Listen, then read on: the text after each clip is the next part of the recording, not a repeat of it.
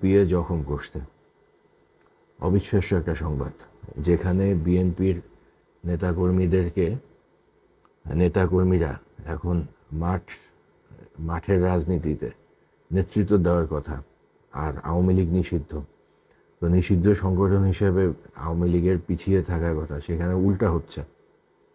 Awami লীগরা পিটাচ্ছে BNP নেতাকর্মীদের।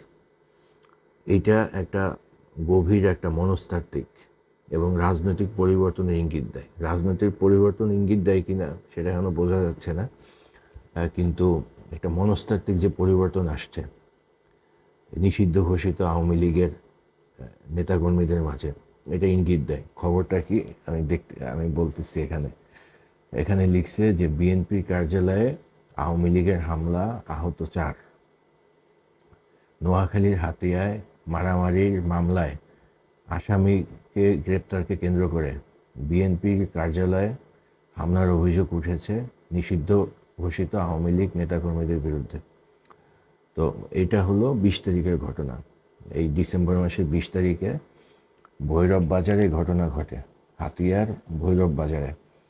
আর ঘটনায় যুবদল কর্মী রুবেল, মোহাম্মদ মনির এবং কবির উদ্দিন নামে 3 জন নেতা আহত হয় আওয়ামী লীগ বিএনপির। এছাড়া স্থানীয় যে পুলিশের যে ওসি আছে, উনি ঘটনাস্থল পরিদর্শন করছেন। স্থানীয় থানায় একটা মামলা হয়, আর কিন্তু এটা নিয়ে এখন পর্যন্ত চূড়ান্ত কোনো সংবাদ উনি দিতে পারে নাই। বিএনপি পুলিশের তরফ থেকে কোনো চূড়ান্ত সংবাদ দেওয়া হয়নি। ব্যাপারটা একটু কেমন একটা ব্যাপার না, যে এইরকম পরিস্থিতিতে, এত বিরূপ পরিস্থিতিতে আওয়ামী লীগ এই শক্তিগুলো কোথা থেকে পাচ্ছে? হতে পারে আওয়ামী লীগের দেয়ালে পিঠ থেকে গেছে, তো বাঁচার তাগিদে প্রতিপক্ষকে ঘায়েল করার চেষ্টা করতেছে, এটা হতে পারে।